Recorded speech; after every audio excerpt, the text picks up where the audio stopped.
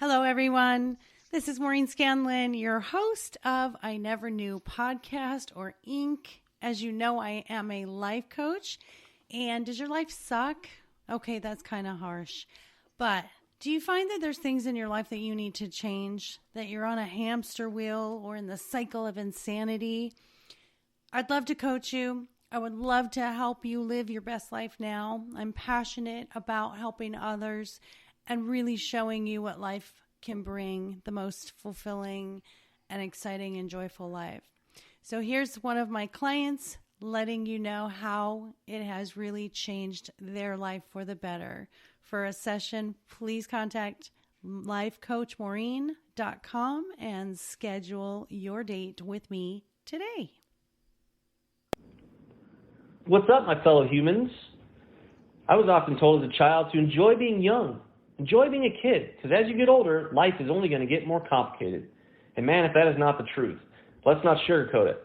Some days, adulting just sucks. It feels like a ton of bricks just hits you out of nowhere, and it brings all this stress and pressure and anxiety and judgment and expectations. I'm a 38-year-old business owner that's navigating a challenging world post-COVID. I'm the proud father of a 5-year-old son. I married my best friend. She's amazing, beautiful, intelligent. And one day, I just kind of realized that I wasn't the person I thought I would be. My relationship was struggling. I wasn't being a good parent. I was struggling in my career. My health was not doing well. And it's nice to have a third-party person you can bounce ideas off to and vent to and kind of discuss where you're at in your life that doesn't have any connection to your past, that doesn't have any sort of premeditated thoughts towards you. I tried traditional therapy. It worked well. I could see how that works for other people. But this time I went a different route, and I found a life coach. And Maureen has been awesome. If you're looking for somebody to discuss life's challenges with, Maureen is a very responsive, encouraging personality that brings a lot of her own wisdom to our discussions. And she really helps focus on the how to move forward with a positive mentality, how to deal with the mental stress and the things that come at us that are unexpected. Because ultimately, we, as humans, only control ourselves. I really enjoy working with Maureen. She's helped me see life through a different lens.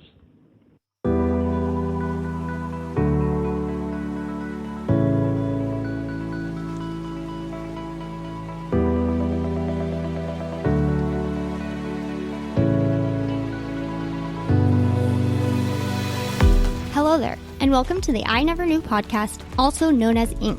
This show dives into the life experiences of people who have been through it all and have come through the other side stronger, better, and triumphant.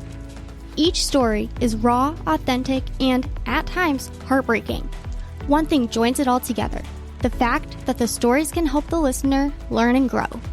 Hosted by life coach Maureen, she sits down each episode with a new guest who will empower the listener to set out on their self-discovery journey and start to heal. Now you'll be joined by Maureen and her special guest. Please enjoy the show.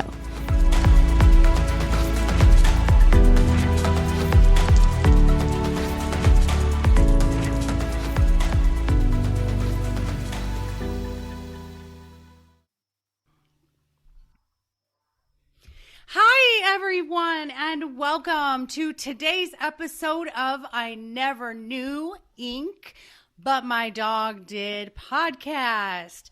I am Maureen Scanlon, or Life Coach Maureen, your host. I am an author, a speaker, a messenger, a light worker, and just your friend.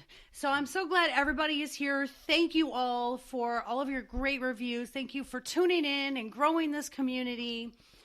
I always tell my guests, and we were offline, I was talking to my guest, and he came across my awareness, and I read what he was about, and I just thought, oh, his story is so perfect, and especially because there's things in life that we just don't plan for, and there are these things that happen, and you know, that saying, I didn't know how strong I was until I had to be.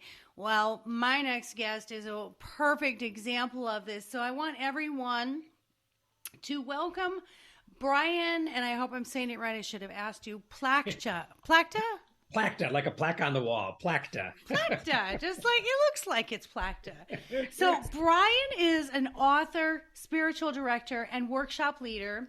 He holds a master's in pastoral counseling and is a frequent teacher on a broad variety of practical spirituality topics at workshops, retreats, conference centers, and colleges. Brian's passion is helping men and women experience the presence of God in their daily lives. His newest book, Finding Flow, Spiritual Practices to Reclaim Inner Peace, Balance, and Wholeness, was recently published by Paulist Press. Brian is also a lawyer, husband, and father of 4. After suffering a stroke and undergoing intensive therapy to regain his speech, Brian became of counsel to his law firm and launched full-time into his encore career as a writer and workshop presenter. Welcome, Brian. Thank you, Maureen. So great to be here, and to your audience too. Glad you're all here. Yes. I love it. As if all of that wasn't enough, he goes, "Oh, and by the way, I'm a lawyer and a husband and a father of 4. Okay, just a little side gig going on over there." But exactly, that's a whole life right there. So. Sure. I'm so excited to have you, and I love your energy. I think, and I say this a lot in these podcasts, I think the greater the pain, the greater the growth. And I think those of us who have been through the most difficult times or the difficult struggles in life, when we're on the other side of it, we have a whole different view of life. And I think we're just more positive because I think the gratitude has really come through that. Wow, I'm lucky to be here, or I'm lucky I made it through that. So let's get started on your I Never Knew story. Tell us, and you can go back as far as childhood if you want. You can start at the stroke. I don't care, wherever you feel like taking control here. Sure. Yeah. So just born and raised in a good, strong Catholic tradition, had a good intellectual knowledge of God. Appreciated that. Got married. Actually was deciding whether to be a priest or get married. And as a Roman Catholic, I knew the church wasn't going to change. I met my wife actually when I was in college, and really discerned through the help of a spiritual director who I didn't even know what that was at that time. That the threads in my life, he said to me, look at the threads in your life. You met this wonderful woman. You're signed up for law school. You guys want to raise a family together and share your faith and your love with the world. He said, think of it like a blanket. If you turn over a blanket that's been like a tapestry, there's all these threads in there. And he said, follow the threads in your life. And so he said, why don't you keep on going to law school, continue to date this wonderful woman, Denise, that now 39 years has been my wife.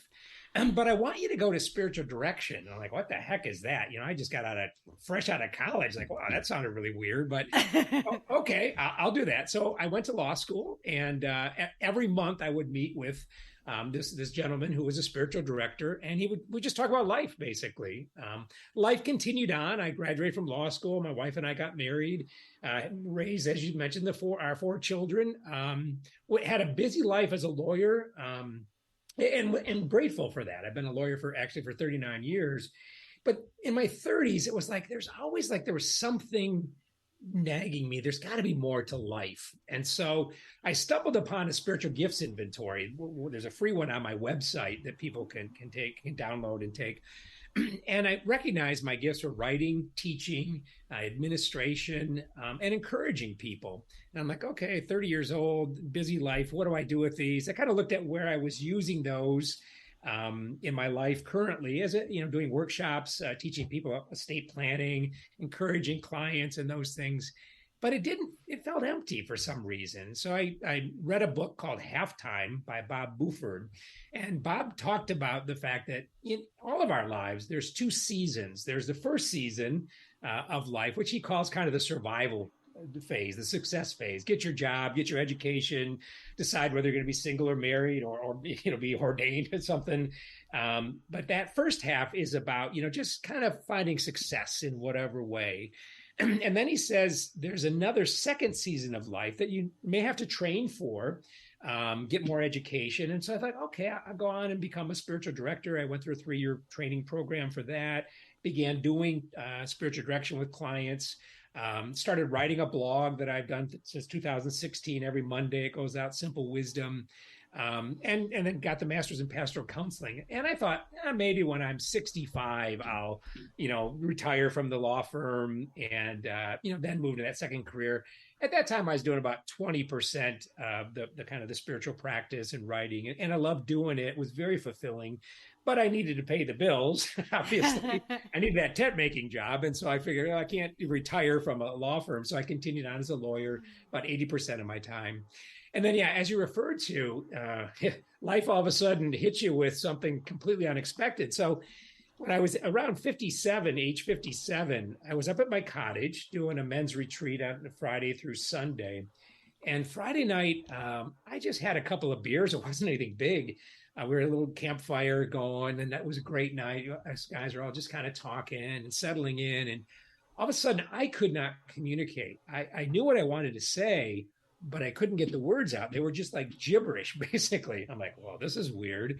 And I'm thinking, well, I didn't have too much to drink. It's not the alcohol. So it was just kind of an odd thing. So I thought, well, I'll just slip upstairs and go to bed. And went to bed, got up the next morning, and it was still just really cloudy in my mind. And it just didn't feel right. So the other guys are all cooking breakfast, and I just kind of did the man code thing. I snuck away, went to the med station outside of our cottage area, and lo and behold, the doctor came out after they did some X-rays and different things, and he showed me the X-rays, and he says, "You won't believe what happened." He said, "This is medically not.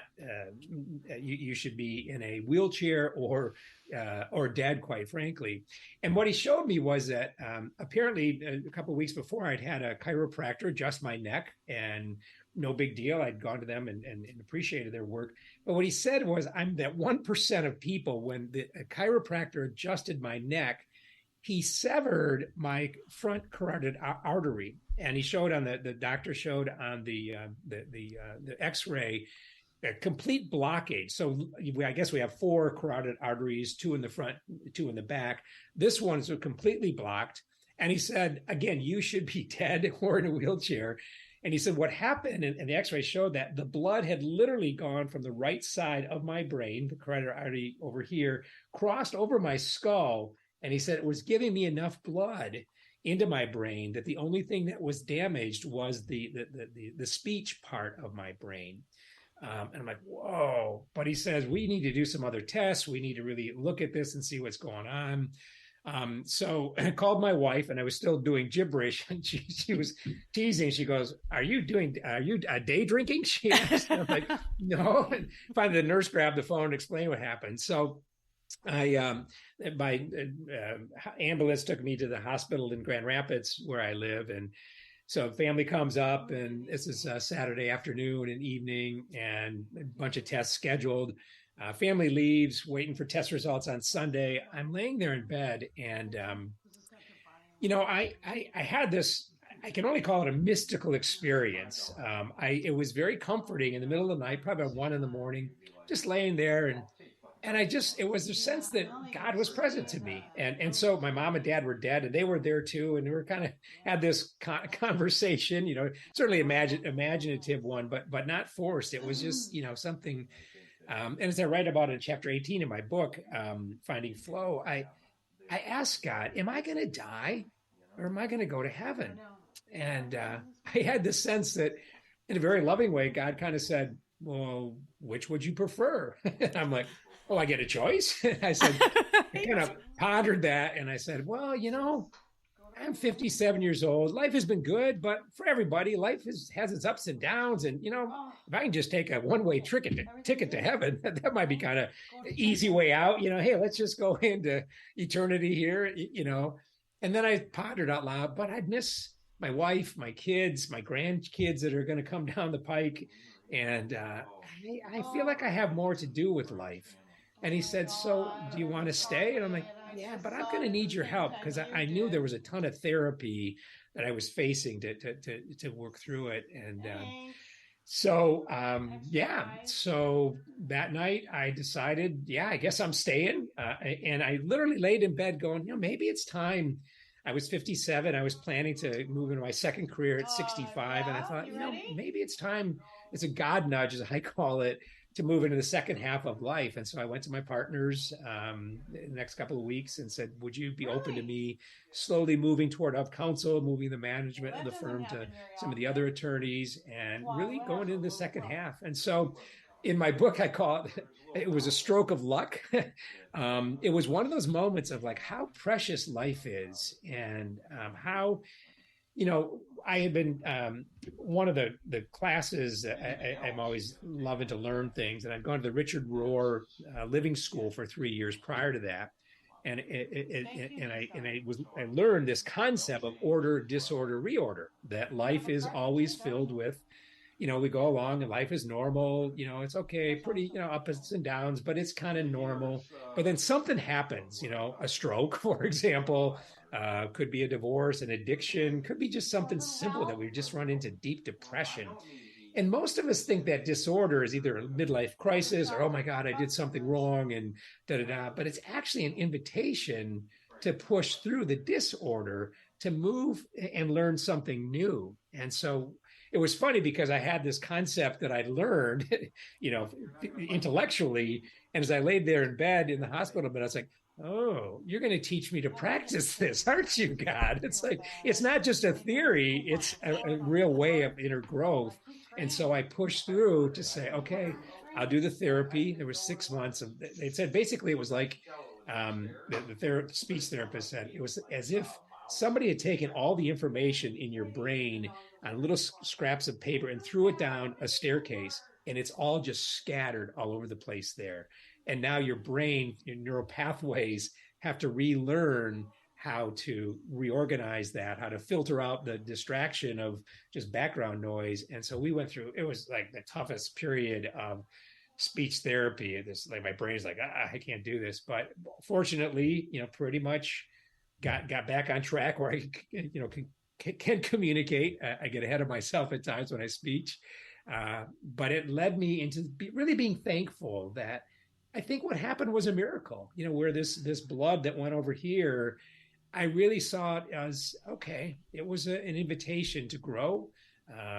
It was a miracle of there's more to me in life. And so it really launched me into teaching, writing, doing podcasts, and writing the book, Finding Flow, basically, that talks about the spiritual practices to really live that divine flow in life. So, so it was the stroke of luck, as I call it. It's interesting, and I love that it's finding flow because with my medical background, I started in nursing. That carotid artery being cut off, you did not have flow, and that flow really is necessary. Whether it's the arteries in our heart or our brain, that vital, getting that oxygen and getting that blood is crucial. Yeah. And the fact that I love that description of just the notes just all over. We take for granted our health so much. We take for granted the miracle of what our bodies are and what our body does every single day until we run into a moment of health crisis and you go, someone had said, Brene Brown, and you're going to love this. You are going to love this. This is so perfect for you. Brene Brown said, we're always looking for extraordinary moments. We're always looking for the extraordinary. I want, these big, extraordinary moments, she said, until something happens. And then we go, I just want to be able to walk around the block. Yeah. I just want to be able to speak. Exactly. All right? I want the ordinary. And I think that's a really good lesson for all of us to just have that gratitude. Yeah. And how hard that was for you. 6 months. I can't even imagine 6 months of relearning something that was just second nature to us since we were 2 years old. Exactly. Yeah. I mean, it was so humbling, literally to go into speech therapy. And, the therapist was great at Mary Freebread. She just did an amazing job. But she would give me a sequence of words or phrases or whatever it is. And then she'd pull it away and she says, now I want you to tell me what they were. And I couldn't. I was like, remember one or two words. And there were times I literally, I would cry like, oh my God, seriously, I can't do this. I'm, 57 years old, da, da, da. And I can't remember a series of 5 words because my brain just couldn't, it needed to be retrained to do that. And so it was also very humbling in a good way. I mean, like, okay. And also, that sense of resilience. There's the phrase about courage. Courage isn't always come in a roar. It's sometimes getting up each morning and saying, I'll try again. And so what I learned, and that's really what I asked God for in that hospital bed, I'm going to need the courage to get up, and I'm going to need your grace to get up and go through whatever it is that's facing me in the next 6 months. But I'm going to need your help to get there, because it's only divine inspiration that literally got me to the other side of my brain, the flow that wasn't there. But I also knew it was, that inner self, that whatever we call the divine God, the source, the universe, it doesn't matter what we call it. There is I've always believed, that there's a source greater than us that we can lean into. And I really, seriously had to lean really deeply into that, and continue to in all of our lives, even the ordinary events. So, yeah. Yeah, especially when you face those kinds of situations, you have to have hope. And I think that's what, like you said, whether you call it, God or source or spirit, whatever, it's hope and the willingness to face the thing that you don't know what's on the other side of it. And you, like me, you were speaking for a living. This was your thing. This was your purpose as a lawyer, as doing the conferences and all those things. In a way, kind of like I look at COVID, where I said it was like a forced pause. Like we all had to like go inside and really go literally and figuratively inside of ourselves. Yeah. I think sometimes a stroke, I think sometimes, dementia or Alzheimer's. I had heard once that, those souls that do get Alzheimer's and dementia, they're just done talking. And I said, well, that might be, DNA wise in my family, it's a very rampant thing. And because I've done so much talking, as my husband says, probably 3 times what most people do, I'll probably be done shortly in a few years. But until that is all I have to say. Right? Until then, I wrote down, when you see me look away, I was writing down so many really cool things that you had said. And what I love is the 2 phases, and I can relate to that. My 2 phases was the first 45 years and then the 45 now going forward. What do you call that second phase? You called the first one survival. Yeah. The second, Buford calls it significance, moving from success to significance. That it's that sense of, and you love dogs like I love dogs. So I always like to take, we always have these heady things we talk about, these theories, and I look at it, significance means, if I'm a dog and I go by a fire hydrant, I want to pee and leave my mark on the fire hydrant. So it's that sense of what the second half of life is. What mark, what good thing do I want to leave my mark on the world? How do I want to leave the world a better place with the gifts and talents? So it's, for me, it was that sense of, I'm grateful for the first half. I wouldn't be able to do what I'm doing now without that. There's ups and downs in that first half, but so it's really that significance. What's the mark that I want to leave on the world? How do I want to make the world a better place? My mom used to, God love her, Irish Catholic woman, and a great mom. And I had a Polish dad, and just did a great job raising us. But my mom used to say, I just want to live by the side of the road and be a friend to man. And I used to look at her and go, and my younger age, like, well, that's not enough. Seriously? I wanted to be Joel Osteen. I wanted to be superstar. I wanted to be, out there with it. And that was my ego, obviously. But the older I get, I realize, if you look at Christ's life, St. Paul says, he summarizes Jesus' life. He went about doing good and God was with him. And I thought, wow, that's such a simple mission statement. If we can go about doing good, if it's just loving our spouses or loving our dogs or receiving the love of our dogs and spouses, our friends, whatever the good we're called to do today, and God is with us, because it's really that divine power, I think, that it allows us to overcome the negativity of the world and all the stuff that tries to push us down, and the self-doubt that we all experience. But yeah, so we go about doing good, and the divine is with us. And so it's that second half of life is, what good do I want to do in the world to make it a better place? And how do I connect with this source of wisdom, whatever we want to call it, that's deeper, within us, and is certainly part of us, that created us. Yeah. So one of the things that, in writing the book, which was also kind of it's my third book that I've written. It's the first one I've published. The other one I've self-published. But it was like, how am I going to write this book? What am I going to write about? And so I had a writing coach, Chad Allen, who just helpful. And he says, the book couldn't write itself for you. I'm like, really? So we went through this 6 months of meeting and, brainstorming. And one day I was talking to him, and he says, what was your earliest memory of when you just felt joy in your life? And I said, oh, Chad, I remember as a little kid, we lived in the city, with sidewalks and curbs and gutters. And when it rained, I loved putting on a raincoat, going out there. And you know how the leaves kind of go around the sewer and the water goes, into the street and it floods.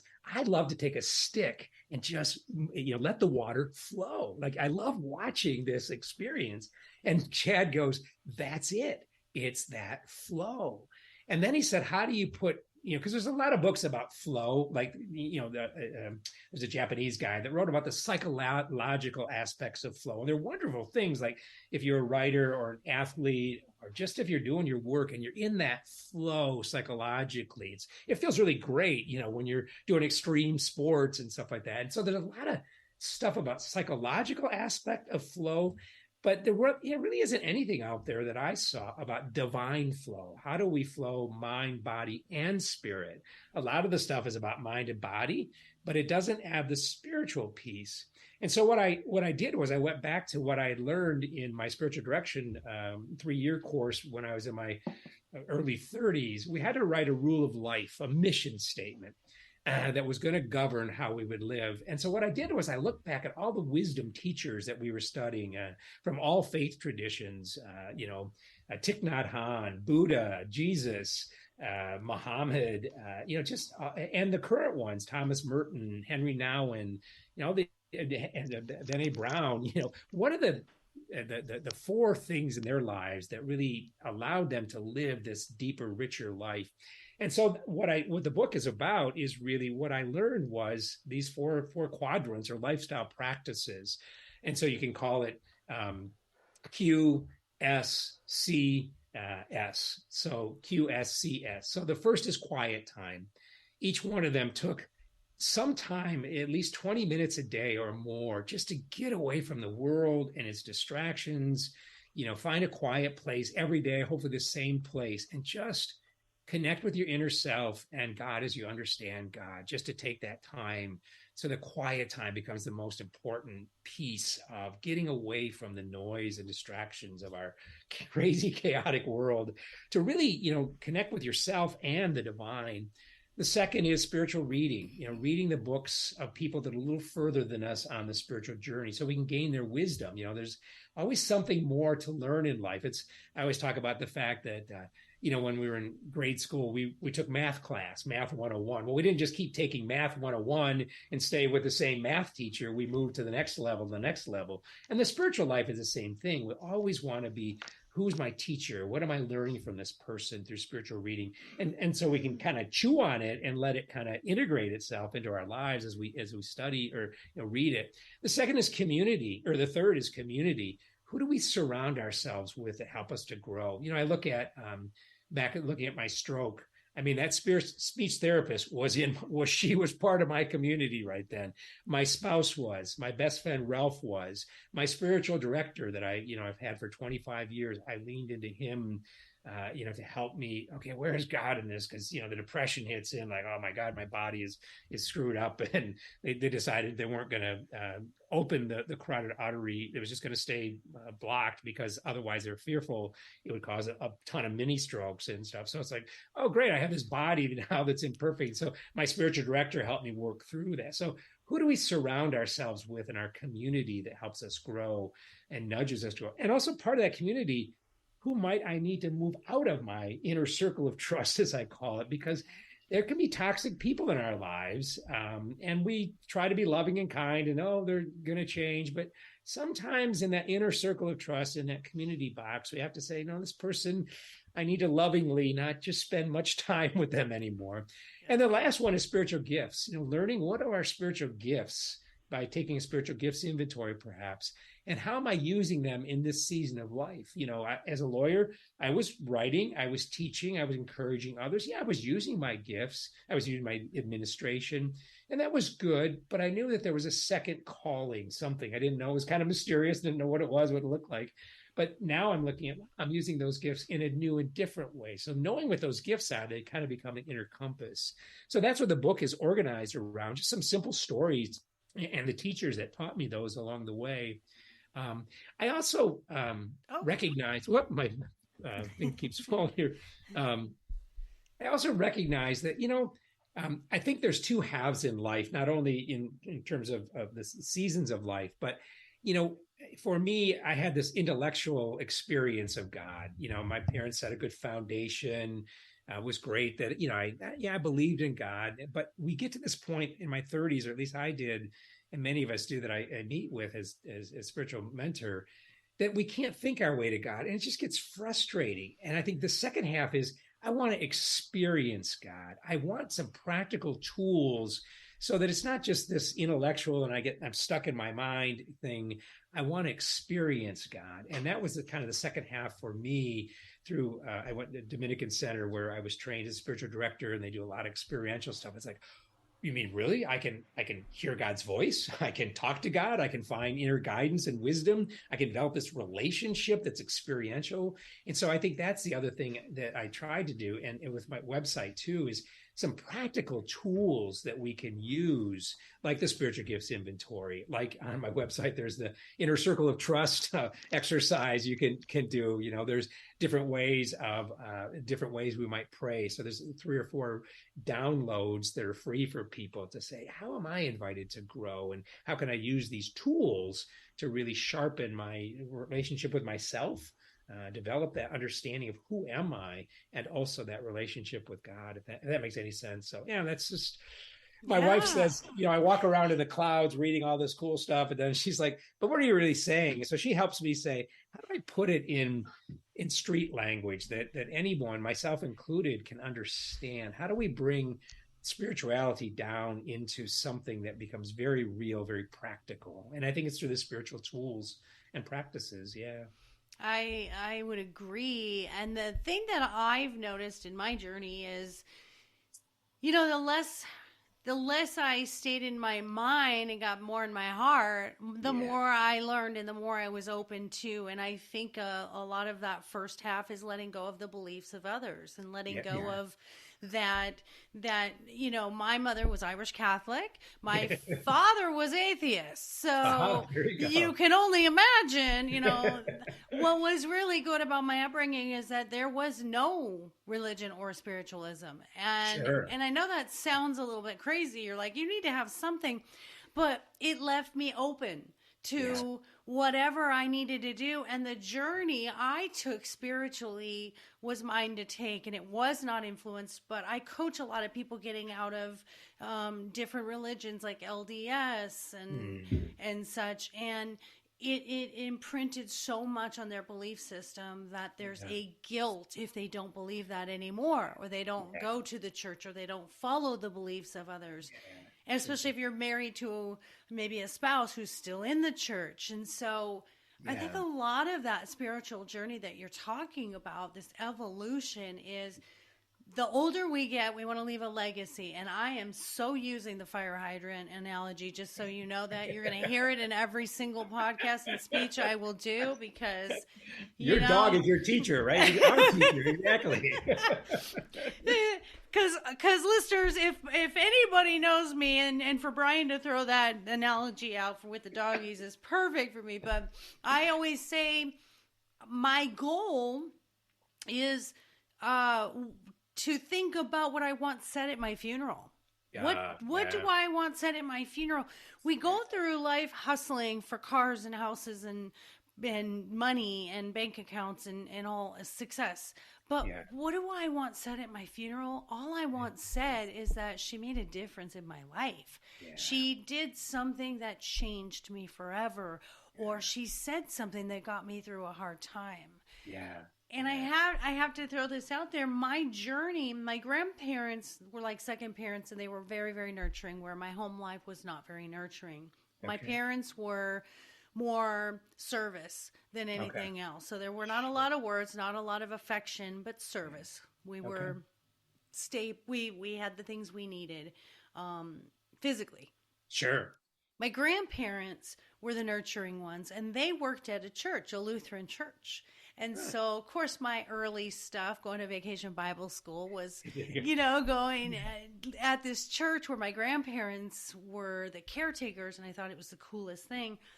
And then as life proceeded, then I evolved to Christianity. Sure. And Joel Osteen, believe it or not, Joel Osteen is the one who actually got me to the motivational part of my life. Because what I love is that he integrated God and motivation.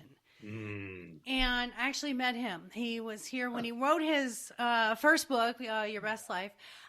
He was, get this, he was at a Walmart signing books in Glendale, Arizona, and literally I waited in line and he signed our books. Wow. And cool. He really was, for me, I heard so much of the motivational thing, and it really was maybe that spark that I needed to start doing the life coaching and start doing the speaking and the books. Yeah. And so as I've evolved, now my mind is open to anything and anyone, and anything that anyone believes that gives them hope, faith, and just a great outlook and positive future. I'm all about it. And there's no discretion as far as, we're not going to eliminate anybody's thoughts on spiritualism. And I love today we've evolved out of Puritan thoughts, Roman Catholic, we've really come a long way.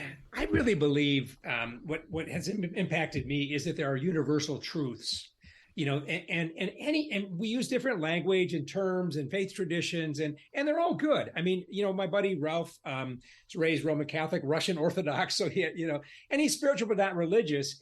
But he says, I'm not throwing the baby out with the bathwater. I'm still a Christian. He doesn't go to church, which is fine, but he's the most spiritual person I know. But it's so funny is that when we talk sometimes, like, I think that we're all pointing to the same things maybe sometimes. And if we can just say we're pointing to the same universal truths and kind of look at, okay, what is the universal truth we're pointing to? Then we can begin to have this dialogue. And I think you're right that the walls are coming down, and it's not like, oh, you got to be in my country club to be right, or you got to be in my church to be right. It's like, whatever pathway works for you. I mean, I love to study Buddhism. I'm taking some classes, and I have another spiritual direction, individual guy, but I also am taking some mentoring from a guy from the Sanskrit and the India tradition. And what the nuns at Dominican Center said is, we're going to, and Thomas Merton, I think, was the best example of that he said, he would say, go out and study and learn from all these wisdom keepers, as he called them, and let it just inform your faith tradition. So he went to the Dalai Lama, not to convert him, like, you got to come and, be in my church.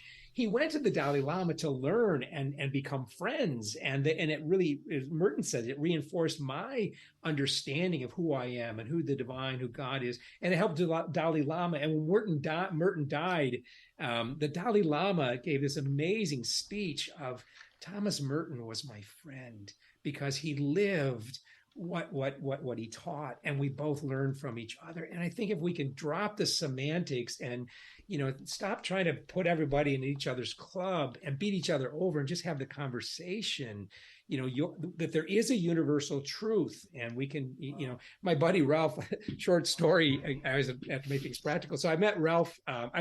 My 4 kids grew up, and I had good buddies, but and my kids were really my best friends, growing up, and I have three sons and a daughter, and loved them dearly. But as they left college, I knew they were going to be busy with their lives, and so I was looking for a spiritual friend that was. I wrote my first book, Pillars of Steel: How Real Men Draw Strength from Each Other, about spiritual friendship. And so anyway, long story, I wrote this book about spiritual friendship and for men and women and but I didn't have a spiritual friend. And about 12 years ago, I was at a conference in Chicago and I met Ralph. And it was just one of those things like, it was the kind of the God, I call God nudges. Like there was something that, Ralph looked at me and I teased him. I said, you got that surfer dude voice. He used to live in California. And he says to me, you want to go get a beer? I'm like, okay, yeah. So afterwards, we had a beer, and this friendship developed. But as I talk about in one of the chapters in the book about spiritual friendship, we're having some beers, and he goes, "You talk about God a lot." I'm like, "Well, my dad died when I was 16, and God kind of became a big deal to me because I really didn't have anybody else to lean into. I mean, my mom was going through her own suffering and agony of losing her dad. My dad was only 56. They had 35 years of life together. And so she had to work through all that. And my brothers and sisters are doing their own thing. And I just didn't have any. So God became really the divine father for me. So I said, yeah, God's kind of a big deal to me. And I said, do you believe in a higher power? He goes, yeah. But he says, I hate the word God. I don't like that word God. I said, why is that? I said, well, people beat each other up to the head with it. And, we some of the traditions try to put God in a box. And I don't like that. So what term would you use for God? Again, that universal truth, because he does believe in it. And what would you, he says, I would call him Magoo. And I said, in the old days, in the cartoon, there's Magoo with the black or the specs. He can't see anything, and he's walking in the city. He all of a sudden ends up on a piece of steel that lifts him up on this high scraper, and he keeps walking, and he ends up, and Ralph, and then at the end, he goes, "Oh, Magoo, you did it again."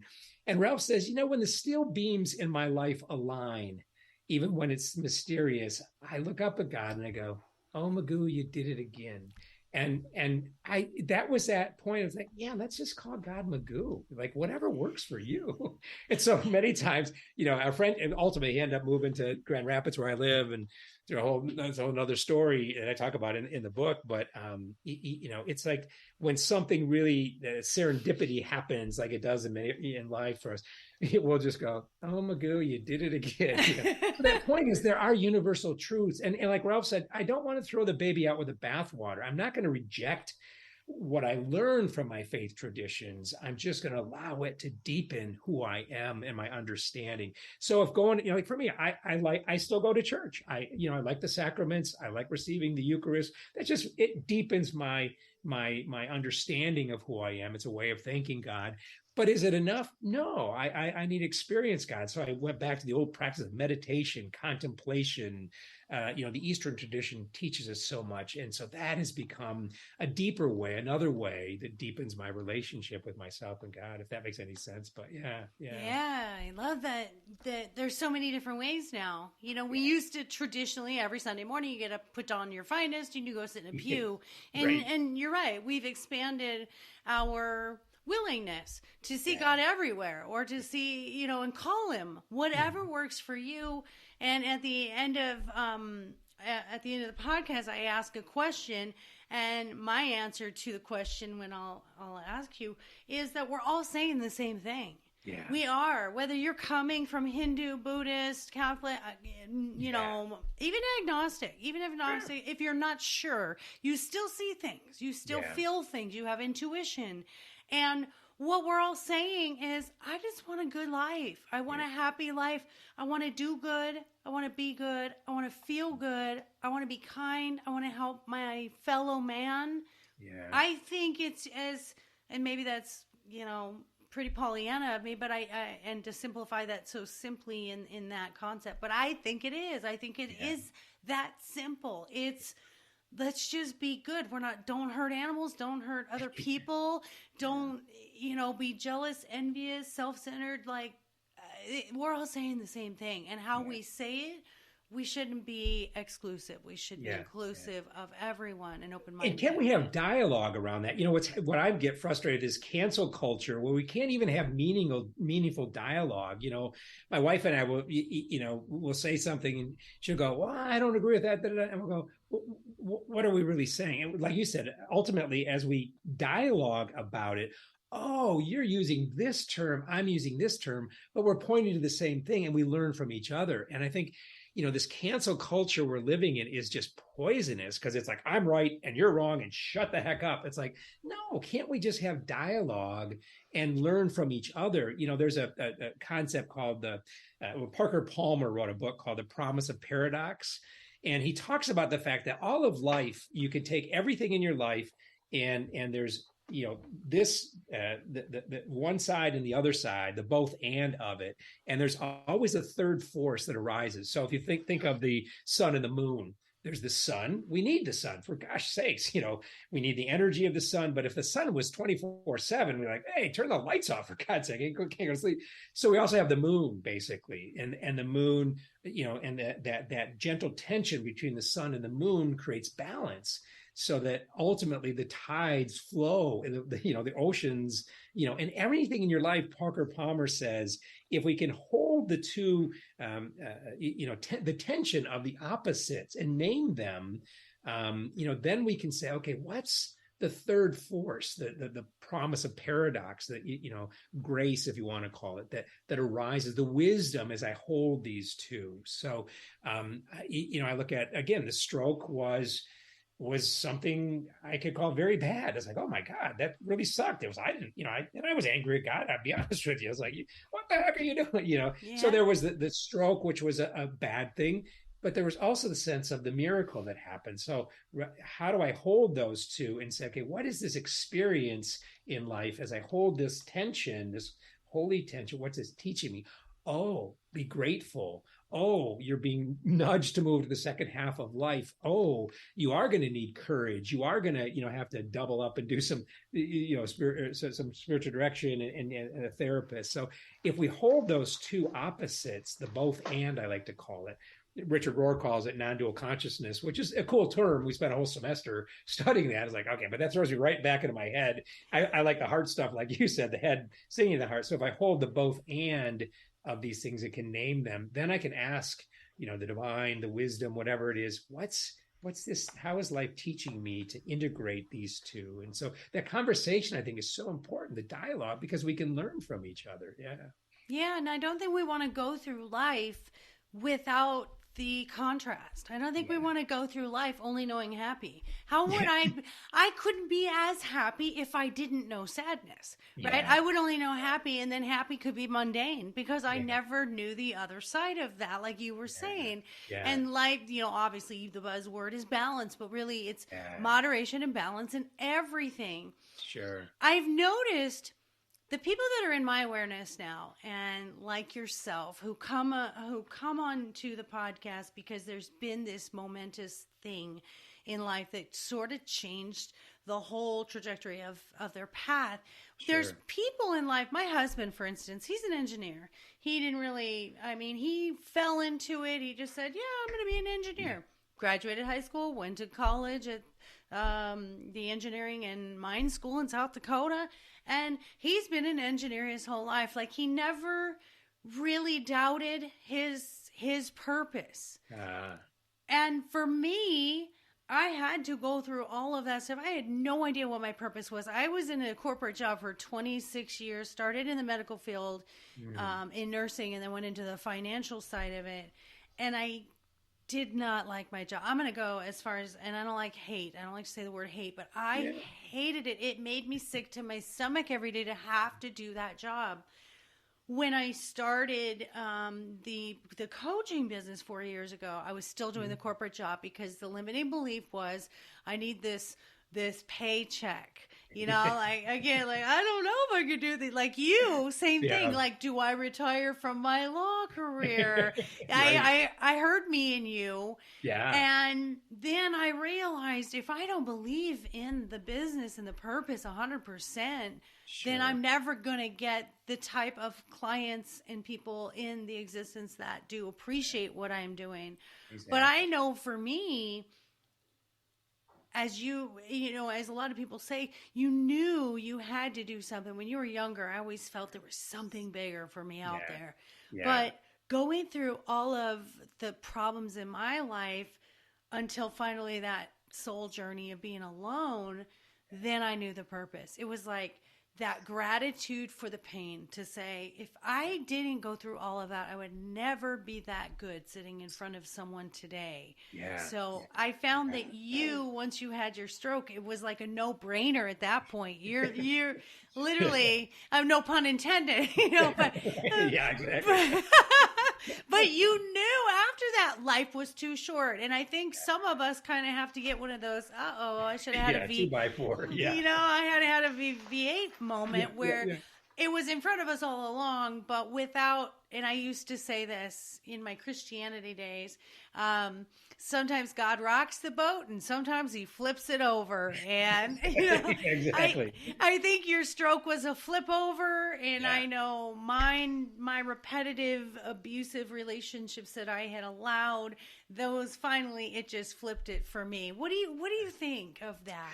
Yeah, there's a phrase, one of my teachers, Clara is her name. She was in our peer group for spiritual directors. And she uses this phrase that I love. She says, our hearts are always leading us and eventually our feet catch up.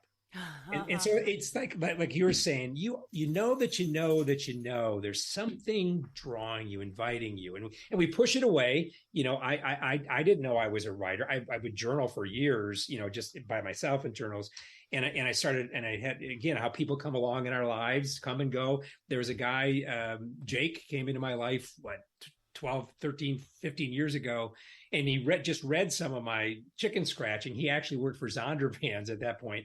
And he looked at me and he goes, you're a writer. You need to do this. And it's like, my heart was leading me, but I needed the experience of, one, having somebody affirm that gift in me, but also the fear of, when we look at our gifts, that's so many times when we look at our spiritual gifts, and that's why I think it's so important to take that spiritual gifts inventory, because it gives us an inner compass. How are we wired? What are our top 5 gifts that I would guess one is yours is teaching, encouraging. I mean, if you take the thing, it'll be interesting. And a lot of times what happens is they align basically, and you recognize our heart is leading us. And eventually, our feet catch up. And so it's that drawing. And that's why that quiet time, I think, is so important, because we begin to listen. Like somewhere along the line, how did you know that you know that? And just a question for you, Maureen, how did you know it was time to make that leap of faith and leave the corporate world, 4 years ago, and do the life coaching? What clicked in you? How did you get to that point? What tools did you use that helped you have the courage to make that leap?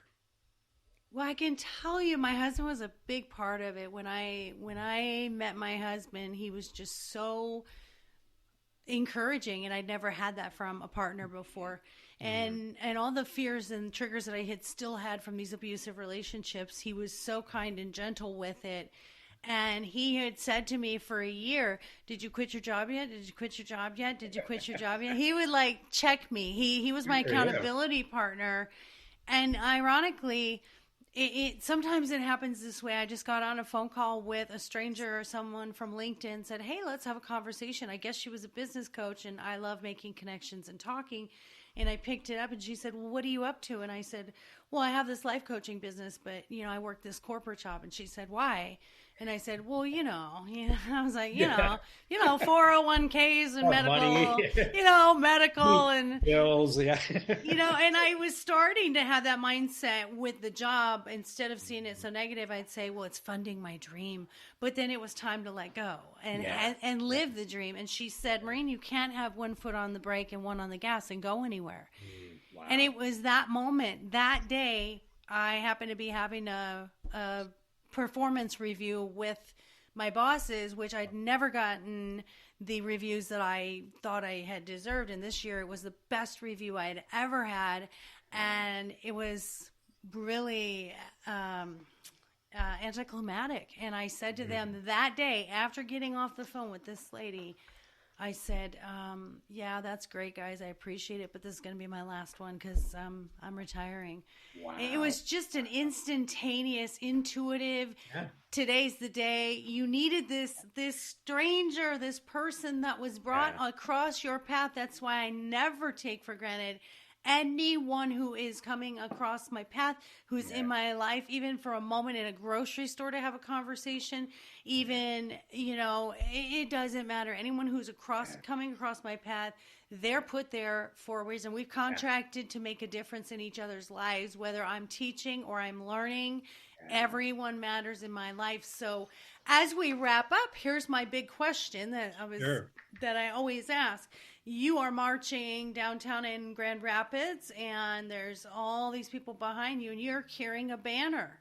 What does your banner say, Brian, that you want to tell the world? Wow. Good question. I'm pondering. There's a lot of different things. Lawyers, we all have all kinds of, want to talk forever. But if it's one banner, so what I would put on that banner is take a baby step, but make it the biggest baby step you can take. It's actually my blog that came out today on the Civil Wisdom. It goes out for free to just under 2,000 people. And take a baby step, but make it the biggest baby step you can take. So, and that means it's practical. Where are you at in life? So there's different ways to do that, but listening to those I call them God nudges, so somebody listening to this podcast, what are the simple baby steps your heart is leading you to? Is it a meditation practice? Is it looking for a book, that's going to speak to you? Is there somebody like this gal, this life coach? Is there somebody in your life? Is there a spiritual director you'd like to meet with? Is there a spiritual mentor? Can you ask a question to your spouse? Like, who am I? What am I? I mean, or is there a spiritual gifts inventory that you like to take, like on my website, to discern? But, listening to that heart space, what's the baby step that I'm being invited to take? And, someone said that to me about 30 years ago, Brian Casey. You look at the people like you do in your life, and Brian Casey, I went to a retreat years ago, and Brian was a Catholic lay evangelist. He actually was a lawyer that went around with two other guys teaching about how do you deepen your relationship with God. And it was kind of a funky term, and our church had brought him in. Anyway, long story short, the week-long retreat every night I went to, and by Wednesday, I'm like, something was speaking into me. That heart was leading me, like, there's something stirring. I want more of just this head experience and this life I'm living. And I went to Brian. I made an appointment and said, what's going on? I said, do you pray? I'm like, oh yeah, I'm good Catholic. I say my prayers before meals. Sometimes I say the rosary, the rituals. He said, that's good. That's ritual prayer. That's wonderful. He says, do you meditate? Like, what the heck is that? And he says, do you take quiet time to sit alone with yourself and God? Yes, the monkey brain's going to go over there, and I talk about that in the book. But what I want you to do, Brian said, I want you to take a baby step, and I want you to when you go home tonight, set your alarm clock a half an hour early. Get up. At that point, it's 5 o'clock in the morning. I'd get up and get your coffee, let the dog out to do his thing, go to the restroom, go find a favorite space and create a space in your house. It's my den with a candle and some whatever images and things you like, and just be present to God and yourself. Listen to your breath, for example. When your mind wanders, just come back to your breath. And I tell you, that was the baby step that one of them that changed my life. I would have not been able to go through the stroke and all these other things without that that daily meditation. Sometimes I sit in the quiet time with God and I just rail at, why is this happening? Other times, like, I don't know what to do. Could you help me? And so that has become, for me, now it's about an hour and a half every day that I set aside just so. Take a baby step. It might be just, forming a meditation practice that works for you. My wife is one who likes to walk. That's her meditation practice. She's an extrovert. So she walks every day, and that's her. She says, I experience God on my walks. It's that quieting of the mind. So take a baby step, but make it the biggest baby step that you could take would be the banner I would carry for people. And then ask people individually, what is the baby step? So I got a couple of buddies. There's a buddy of mine who he knows what he needs to do, but he won't do it. And we resist so many times the things that we know in the heart we need to do. But for some reason, we're afraid because we want familiarity. We don't like change. We don't like mystery. Right. And we got to push through that. Yeah. They're in their comfort zone. And the one thing that I've learned is it'll happen when you're ready. And you can't go faster and you can't go slower. Like that moment that you're ready for something will be. And back to, we're all saying the same thing. I completely agree with you. And when it comes to meditation, well, your baby steps is what I tell all of my clients is do something today you didn't do yesterday. That's it. Just do one thing you've never done before that's different, and no matter how small it is. So it's like jumbo shrimp. Take the biggest baby step. I love that. So I love the oxymoron. But my other thing is the meditation thing. Some of us have focus issues. Some of us, the girl with the two thumbs right here, have focus issues. So I could never just sit in a room and do nothing. And of course, I encourage meditation to everybody. So for me, I have a hot tub, and I sit in a hot tub and I play music, and that's my time every single night or in the mornings. Everyone has a different way of doing it, and I agree with you.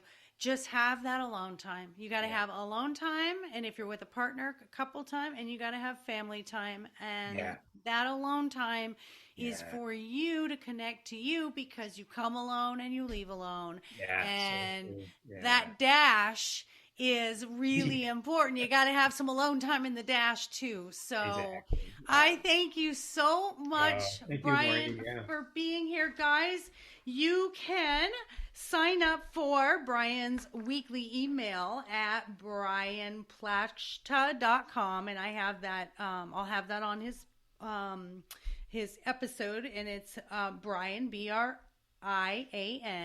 P as in Paul, LACHTA.com. His blog is Simple Wisdom. Correct. All right. Good. For everyday living. Simple wisdom for everyday living. Yep. Oh, okay. Is it simple wisdom for everyday living? Yeah. Trying to make it practical. Exactly. Yeah. Geez, that's a long one. I know. Us lawyers. right, with the words. All right. And then, guys, please make sure that you go get his book, Finding Flow, because that sounds really amazing. Finding Flow, Spiritual Practices to Reclaim Inner Peace, Balance, and Wholeness is something that we all need. And it sounds like there's methods in there and a little quiz that everybody can take that I think I'm going to need to take. But Brian, I just thank you for your gifts. I thank you for bringing your gifts to the world. I thank you for giving me an hour of your life that was a gift to me today. I'm very grateful for that. And you're just a real pleasure and such a wise man. And we're so glad you made it past your 57 years. Exactly. I decided to be on the wake-up list. I'm glad you chose and told God you weren't going anywhere. Exactly. Thank you, Maureen. Thank you for making the leap of faith to become a life coach and inviting people to look at what they never do and learn from each other. So this has been great. Thank you for the audience to listen and take those baby steps. Absolutely. Take those jumbo shrimp giant baby steps. Exactly. All right, guys. Well, it has been so much fun. Thank you all for being here today. If you are looking for life coaching, I do business coaching, life coaching, spiritual coaching, and my specialty is relationship coaching.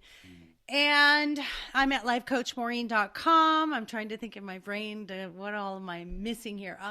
5-star reviews. Don't forget to go on and review the podcast. Share it with your friends. We're growing this community. There's always something we can take from this. Every guest has a unique experience and the graciousness to share this with us as an audience to help us through something we may be going through as well. And do not forget those puppies. My books are on Amazon. My dog is more enlightened than I am. And my dog is my relationship coach. And we just started a doggy boutique. My dog is everything.net, where we have nothing but holistic, healthy treats for your puppy and lots of apparel and fun products and chew toys and all kinds of fun stuff. So go check that out as well, guys. And I thank you all. And I especially thank Brian and everyone. Have a fabulous, wonderful, amazing, and blessed day. Namaste. Namaste.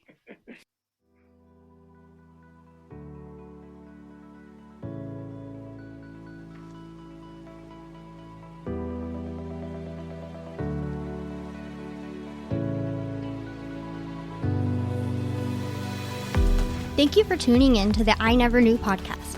If you found today's episode inspiring and educational, please be sure to follow, subscribe, and spread the word. The more people that join the Inc. community, the more it can develop and influence others as we work together for a healthier and brighter future. Until next time.